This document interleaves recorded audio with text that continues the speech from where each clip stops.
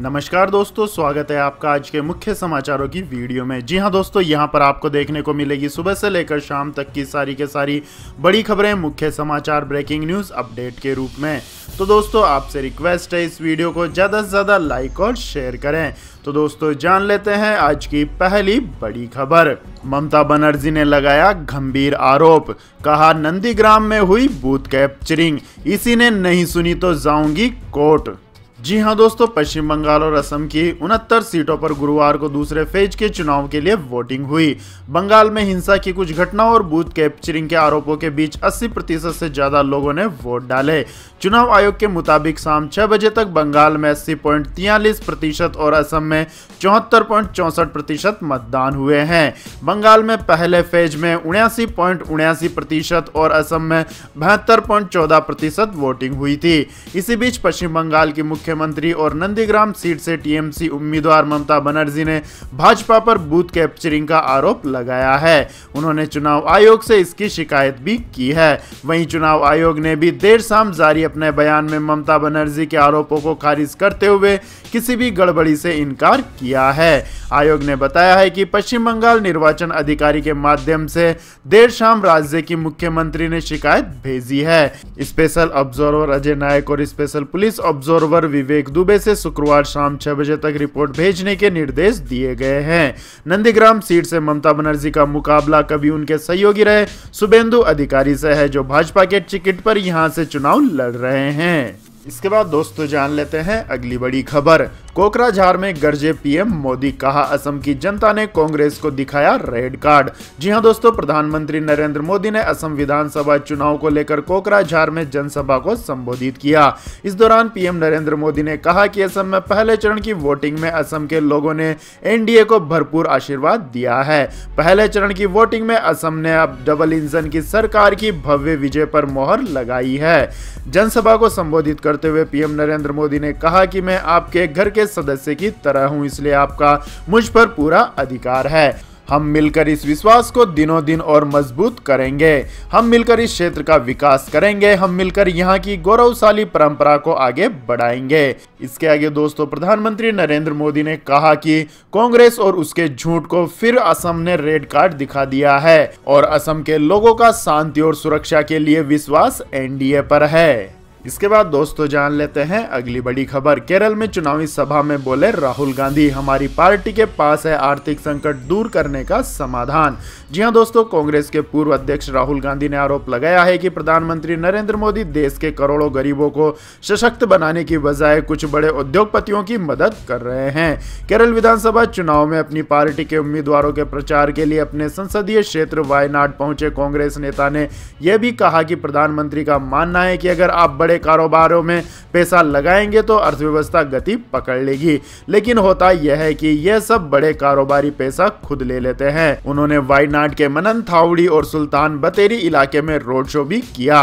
कलपेटा में आयोजित एक चुनावी सभा में राहुल गांधी ने दावा किया कि उनकी पार्टी के पास आर्थिक संकट को दूर करने का समाधान है। राहुल गांधी ने कहा कि केरल की अर्थव्यवस्था चालू करने के लिए हम न्याय का विचार दे रहे हैं। इससे न सिर्फ गरीबों को मदद मिलेगी बल्कि केरल की अर्थव्यवस्था गति पकड़ लेगी तथा नौकरियों का सृजन आरंभ हो जाएगा।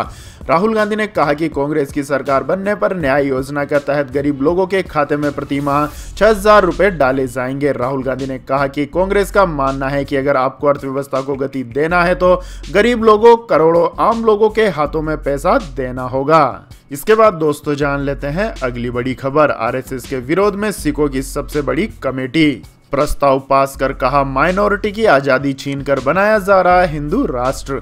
जी हां दोस्तों, सिख धर्म की सबसे बड़ी कमेटियों में से एक श्रोमणी गुरुद्वारा प्रबंधक कमेटी राष्ट्रीय स्वयंसेवक संघ के विरोध में उतर आई है। एसजीपीसी ने गुरुवार को अपने जर्नल हाउस में एक प्रस्ताव पास किया। प्रस्ताव में आरएसएस की निंदा करते हुए भारत सरकार को चेतावनी दी गई है। एसजीपीसी की अध्यक्ष बीबी जागीर कौर ने कहा है कि आरएसएस दूसरे धर्मों की आजादी छीनकर हिंदू राष्ट्र बनाने की कोशिश कर रही है। प्रस्ताव में कहा गया है कि देश में सिखों को दबाने की कोशिश की जा रही है। जागीर कौर ने कहा कि भारत में कई धर्म, भाषा और वर्गों के लोग रहते हैं। सभी का आजादी की लड़ाई में योगदान रहा है। योगदान देने वालों में सिख समाज का नाम सबसे ऊपर है। इसके बाद भी उन्हें दरकिनार कर आरएसएस हिंदू राष्ट्र बनाने की दिशा में काम कर रही है। इसके बाद दोस्तों जान लेते हैं अगली बड़ी खबर। पीएम नरेंद्र मोदी के दबाव के चलते हुई अरुण जेटली और सुषमा स्वराज की मौत। उदयनिधि के विवादित बयान पर बांसुरे ने किया पलटवार। जी हां दोस्तों, तमिलनाडु के पूर्व मुख्यमंत्री स्वर्गीय एम करुणानिधि के पोते और डीएमके प्रमुख एमके स्टालिन के बेटे उदयनिधि स्टालिन विवादित बयान दिया है।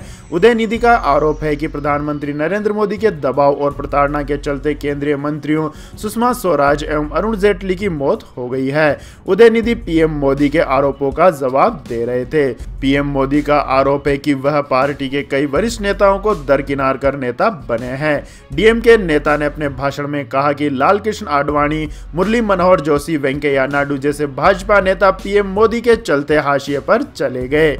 वहीं डीएमके नेता के आरोपों का सुषमा स्वराज की बेटी बांसुरी स्वराज ने जवाब दिया है। उन्होंने ट्वीट के जरिए कहा कि आप मेरी माताजी के नाम का इस्तेमाल अपने फायदे के लिए ना करें। इसके आगे उन्होंने कहा कि प्रधानमंत्री नरेंद्र मोदी ने मेरी माता को सर्वश्रेष्ठ सम्मान एवं आदर दिया है।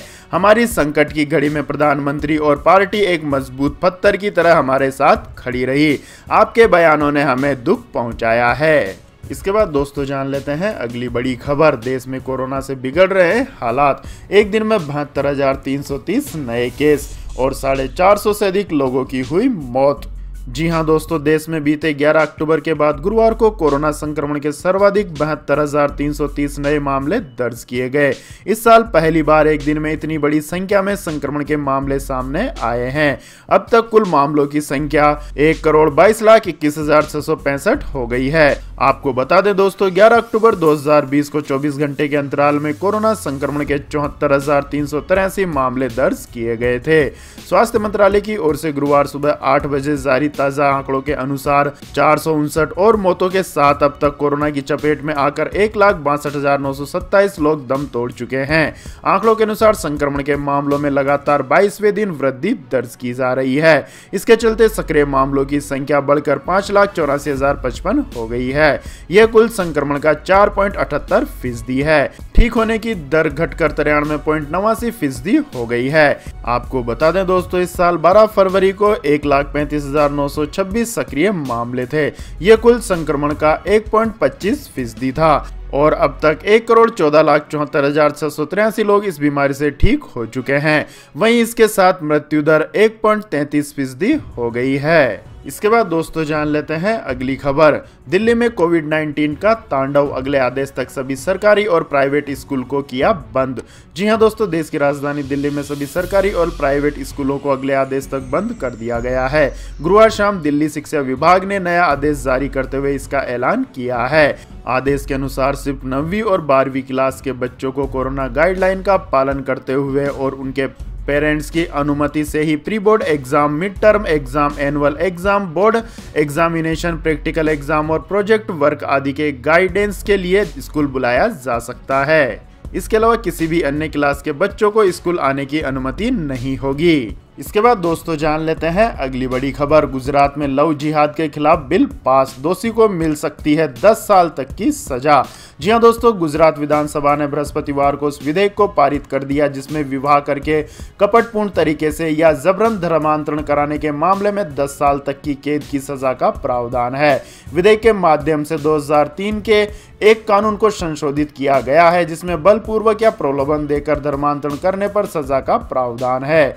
सरकार के अनुसार गुजरात धार्मिक स्वतंत्रता विधेयक 2021 में उस उभरते चलन को रोकने का प्रावधान है जिसमें महिलाओं को धर्मांतरण कराने की मंशा से शादी करने के लिए बहलाया फुसलाया जाता है। विधानसभा में मुख्य विपक्षी कांग्रेस के सदस्यों ने विधेयक के खिलाफ मतदान किया है। संशोधन के अनुसार शादी करके या किसी की शादी करा के या शादी में मदद करके जबरन धर्मांतरण कराने पर 3 से 5 साल तक की कैद की सजा सुनाई जा सकती है और 2 लाख रुपए तक का जुर्माना लग सकता है। यदि पीड़ित नाबालिग, महिला, दलित या आदिवासी है तो दोषी को 4 से 7 साल तक की सजा सुनाई जा सकती है और कम से कम 3 लाख रुपए तक का जुर्माना लगाया जाएगा।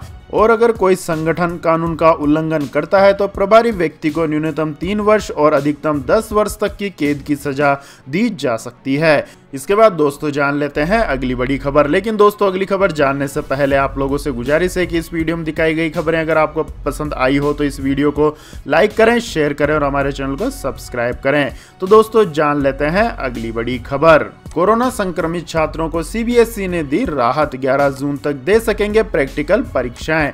जी हां दोस्तों, केंद्रीय माध्यमिक शिक्षा बोर्ड ने देश भर में बढ़ रहे कोरोना के मामलों और उनसे परेशान हो रहे बच्चों को देखते हुए अहम आदेश जारी किया है। स्कूलों में चल रही प्रायोगिक परीक्षाओं को देखते हुए सीबीएसई ने मान्यता प्राप्त सभी स्कूलों के प्रधानाचार्यों के लिए सर्कुलर जारी किया है, जिसमें कोरोना संक्रमित छात्रों को राहत देने का फैसला किया गया है। सीबीएसई की ओर से जारी किए गए इस आदेश में कहा गया है कि अगर कोई बच्चा कोरोना पॉजिटिव है या उसके परिवार में कोई कोरोना से संक्रमित है और वह बच्चा प्रैक्टिकल परीक्षाओं के लिए आने में असमर्थ है तो स्कूल उस बच्चे की प्रायोगिक परीक्षा बाद में करा सकते हैं, लेकिन यह परीक्षा रीजनल ऑफिस में जानकारी देने के बाद 11 जून 2021 तक करानी होगी। इसके बाद दोस्तों जान लेते हैं अगली बड़ी खबर। राजस्थान में हर परिवार के लिए 5 लाख रुपए का हेल्थ इंश्योरेंस रजिस्ट्रेशन हुआ शुरू। जी हां दोस्तों, राजस्थान में मुख्यमंत्री चिरंजीवी स्वास्थ्य बीमा योजना के लिए रजिस्ट्रेशन शुरू हो गया है। मुख्यमंत्री अशोक गहलोत ने इसे सबसे बड़ी स्वास्थ्य सुविधा योजना में से एक बताते हुए कहा है कि राजस्थान ऐसी योजना लाने वाला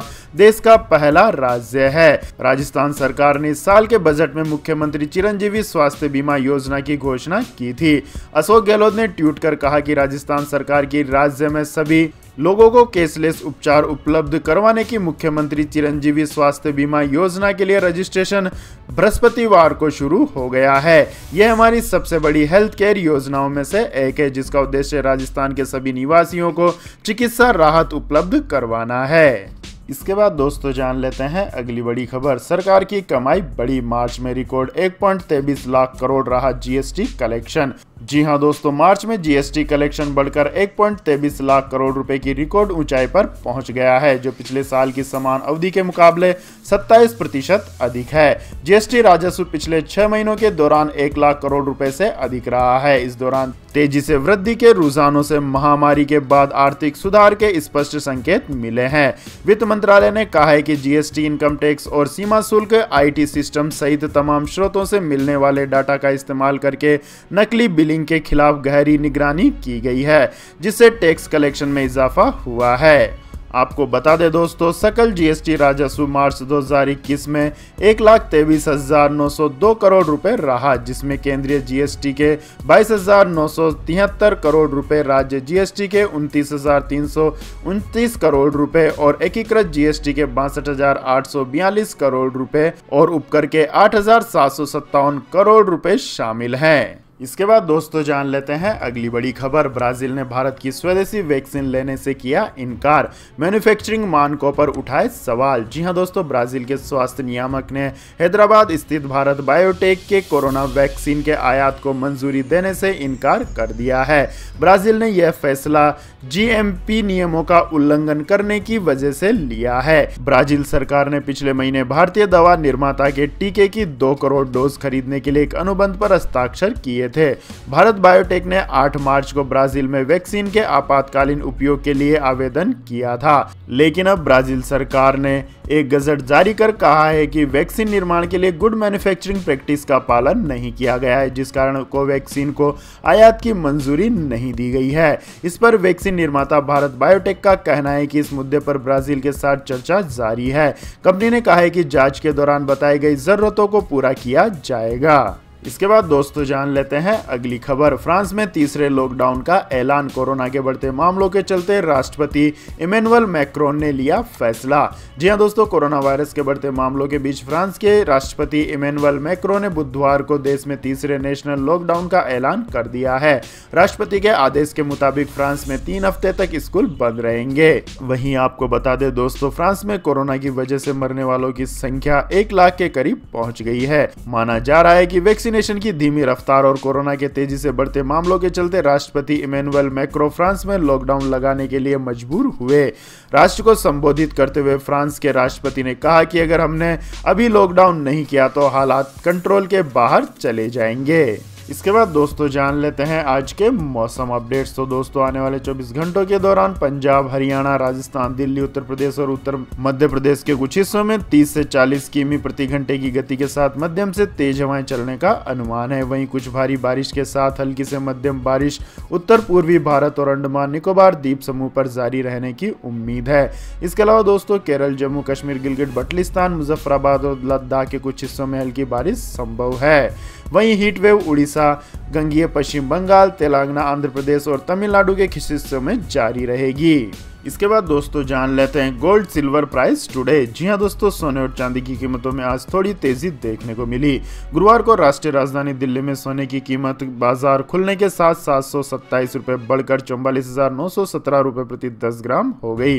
पिछले दिन यह 44,190 रुपए प्रति 10 ग्राम पर बंद हुआ था। वहीं चांदी में भी 772 रुपए की तेजी दर्ज की गई। अब इसकी कीमत 63,634 रुपए प्रति किलोग्राम हो गई है। वहीं मंगलवार को यह 62,862 रुपए प्रति किलोग्राम पर बंद हुआ था। इसके बाद दोस्तों जान लेते हैं अगली बड़ी खबर। जोरदार तेजी के साथ बंद हुआ शेयर मार्केट, सेंसेक्स फिर 50,000 के पार, मेटल बैंक शेयरों ने मचाया धमाल। जी हां दोस्तों, भारतीय शेयर बाजार शानदार तेजी के साथ बंद हुआ और सेंसेक्स 521 अंकों की मजबूती के साथ 50,030 पर बंद हुआ। निफ्टी भी 177 अंक मजबूत होकर 14,867 के स्तर पर बंद हुआ। शेयर बाजार की शुरुआत तेजी के साथ हुई थी जो कि अंत तक जारी रही। आखिरी घंटों में बाजार में खरीदारी और बढ़ी। सेंसेक्स के 30 शेयरों में से 25 शेयर हरे निशान पर बंद हुए, जबकि निफ्टी के 50 शेयरों में से 41 शेयरों में तेजी देखने को मिली। वहीं बाकी के 9 शेयर लाल निशान पर बंद हुए। इसके बाद दोस्तों रुक करते हैं अगली खबर का। इमरान खान सरकार ने भारत से कपास और चीनी आयात के फैसले को पलटा।